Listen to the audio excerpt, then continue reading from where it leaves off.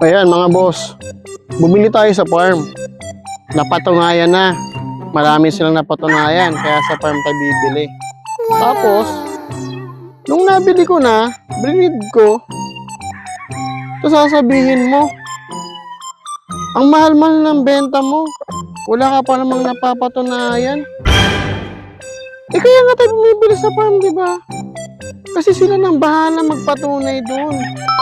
Tayo, nireproduce na lang natin mga breeder, tapos naibenta pa natin ng mura. Oh, ang tawag doon kumbaga sa tindahan, nire-repack na lang, pero galing din doon sa pinagbilhan mo na original. Sila nang bahala magpatunay dyan. Kaya nga tayo bumibili ng mahal sa kanila, mga bossing. Diba? Ano ba naman yung mindset na yun? Lumang-luma na yung ganun, mga bossing. Mahal ng benta mo, wala ka pang napatunayan. Kaya nga tayo bumibili sa farm eh. Sila nang bahala magpatunay doon. Kaya nga binabayaran natin ng mahal kasi napatunayan na nila.